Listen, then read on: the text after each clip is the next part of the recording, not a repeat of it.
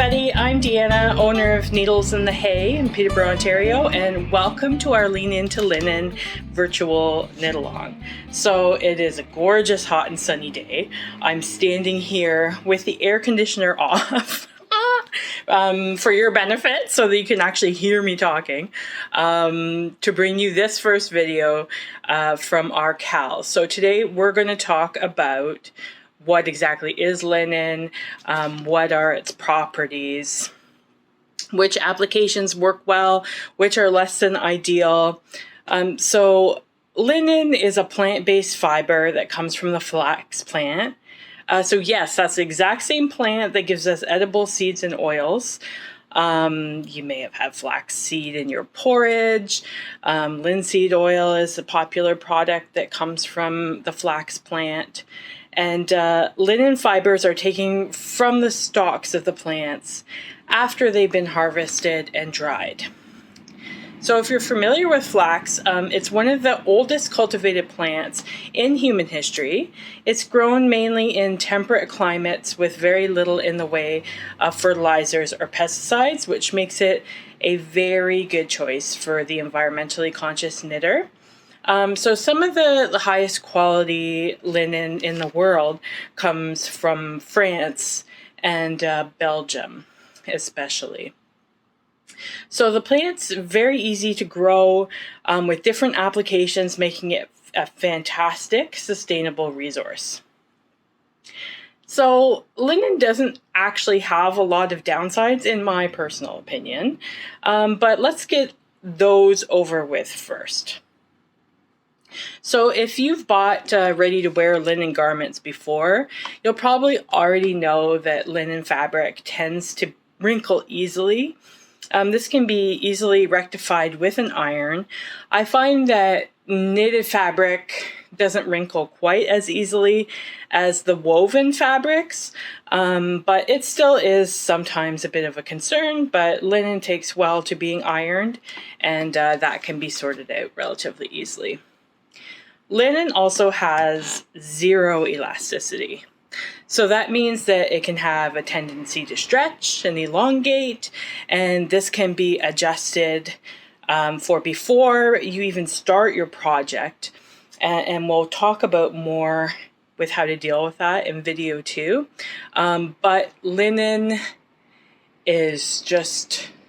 it has no bounds. So it's not like anything that you would experience with wool. There's zero sproing at all. And here, I'm just going to show you an example of the linen yarn against something like Brooklyn Tweed Arbor. So this is BC Garn Lino. You'll see that it has sort of like a very kind of ropey, vegetal sort of texture. Like it's a little bit rustic. So when I pull on it, nothing. There's nothing.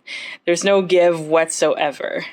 So if you look at your sort of traditional wool yarn, like this is Brooklyn Tweed Arbor, you can see that it's quite bouncy. It has all kinds of give.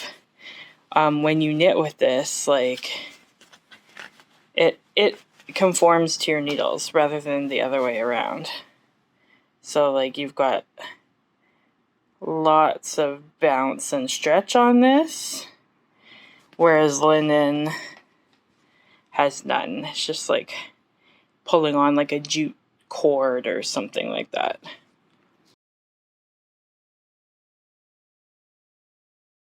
Another thing about linen is that it is a bit heavy and can be stiff to work with. So when I say heavy, I don't mean like hot and sticky. I mean like literally the mass of the yarn is weighty. So it will have a lot of natural drape, but the good thing about it is that it hangs away from your skin. So some people actually like the feel of it. You know, it's kind of almost like the feel of a weighted blanket or something. So it is a bit stiff and heavy, but there are ways to get around that, and we'll talk about that in video 2 as well. So those are what I see as the negatives of linen, but it does have like a real laundry list of benefits. So it's strong and durable, 2 to 3 times stronger than cotton, super easy to care for.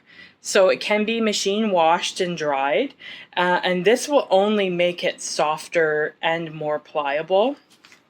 Because it's a long staple fiber, it has all kinds of strength and longevity. So because the linen fibers are naturally very long, when it's spun together, that gives it lots of staying power.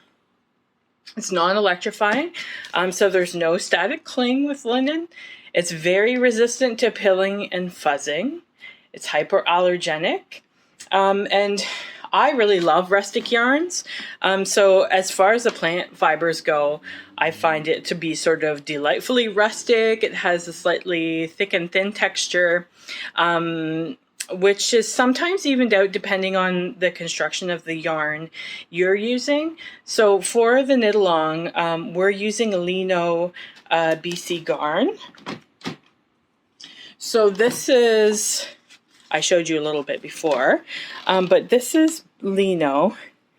It's backwards, obviously, because of the mirror image. And you can see that it has a bit of a rustic quality. The fiber itself is relatively evenly spun, but it does have, you know, slightly thick and thin sections. It's not going to wreak havoc on your gauge or anything like that, but it does give it sort of a slightly rustic quality. So this yarn is 50 grams, 150 meters. The recommended needle size is 3 to 4 millimeters, and the gauge on the ball band is 21 stitches, but we find that this yarn is very flexible. So for instance, I've got 2 gauge swatches here. One's at 20 stitches over 4 inches, and one's at 26. So you can use it for a really wide range of projects. With linen, it's kind of hard to give it a weight. I would call this probably a sport weight, DK weight, but really, like, you can use it for a lot of different projects. Some of the linen yarns have a completely different construction, while BC Garn is a 2-ply. A lot of the yarns that come in linen, in order to get over the weightiness of the fiber, they use things like chainette construction, which creates a lot of air within the yarn. So that's going to behave slightly differently than something like the Lino, which is just a wet spun 2-ply. It's about as simple as you can get. So linen fibers also have a naturally occurring waxy coating, which gives your projects a lovely sheen. Linen fibers are also wicking and conduct heat away from the body, which is one of the reasons why we're doing it this time of year. On such a super hot day, I'm here filming this for you. It also has antifungal and antibacterial properties. And one nice thing with linen is you can frog it again and again and again, and it only gets easier to work with and softer. So opposite of wool, linen is the more that you beat it up, the better it feels, and it actually gets stronger when it's wet. So you can, put it in the washing machine, you can put it in the dryer, and that's only going to make it get even softer and more pliable. So for all these reasons, linen is the perfect summer yarn, great for warm weather garments. It's also great for housewares like washcloths, coasters, kitchen towels and bags and things like that, because it is so resilient. It's absorbent. It can handle those kinds of tasks. And plus, it's easy to care for. So garments made of pure linen yarn are sturdy, machine washable and dryable, absorbent, cool to the touch, and pill resistant. And these are all natural properties of linen. No chemical treatments are required to get these benefits. So what are the best projects to make with 100% linen? So this is, I think, a key to your success, is choosing the right project and then swatching properly for that project. So with linen, anything that can be loose. So you don't want to try anything with negative ease. So for example, shawls, tees, tanks, sweaters, cardies, etc. Anything that swings away from your body is going to be a good choice for linen. I also find that it shines with simplicity. So choose projects with simple stitch patterns. Like, I wouldn't recommend trying to knit an Aran sweater, for example, in linen yarn. So stay away from heavily textured stitches like cables. I find that linen does its best work in simple stockinette lace patterns. It looks amazing in lace, especially because it has such a crisp stitch definition. Linen is also a great choice for baby and children's garments because you can wash it in the machine and put it in the dryer, and it actually gets softer the more that you use it. It's a great choice for children and for moms who just don't want the trouble of hand washing. So what kind of projects should you avoid? Anything that's fitted or needs to stretch to accommodate your body. So for example, socks. Do not use 100% linen yarn for socks. It will not stretch. And if it does end up, loosening up, it's not going to bounce back. Mittens is not a great choice. Any fitted hats or sweaters that require negative ease, so sweaters that are smaller than your body measurements and need to expand to accommodate your body, those are not the best choices for linen. I would also stay away from stranded colorwork and intarsia. And when I say intarsia, like, color blocking is okay. So like stripes would be okay. If you were doing just sort of intarsia that was blocking colors rather than like, for example, if you were doing a sweater that had sort of one graphic image in the middle that has a bunch of different layers of colors, I wouldn't do that. But if you're doing something like there's a new tank out by Jackie Kieslak that has sort of color blocked intarsia, which is actually on our list of possible projects. That's okay. Stacking colors beside each other, no problem. But if you're trying to do like a graphic image, not so much. So if you would like to involve linen in any of those types of projects, I would recommend trying to find a blend. So a yarn that does have mainly animal fibers and then also has some linen content that's been blended in.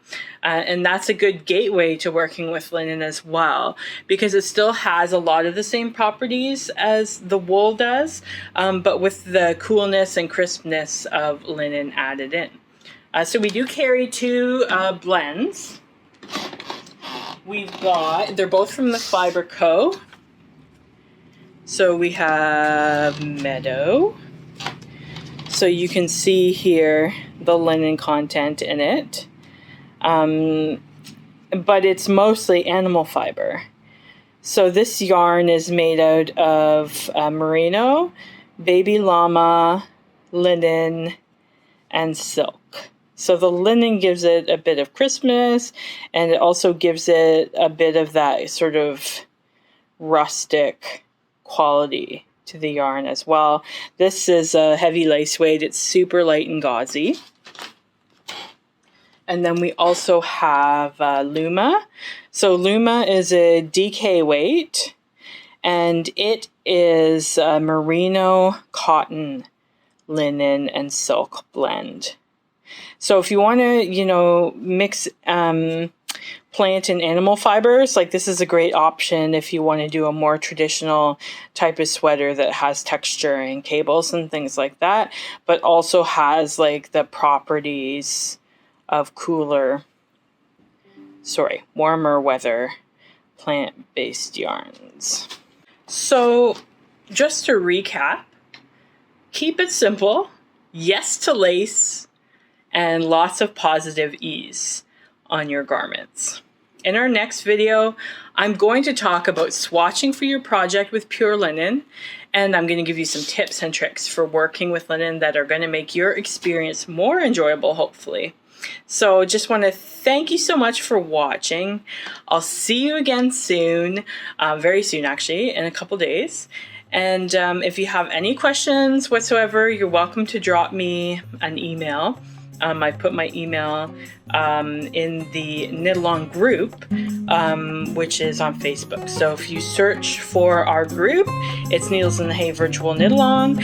Just request permission. I'll add you to the group, and that's where we have all of the chat and progress shots and where you can ask all of your questions.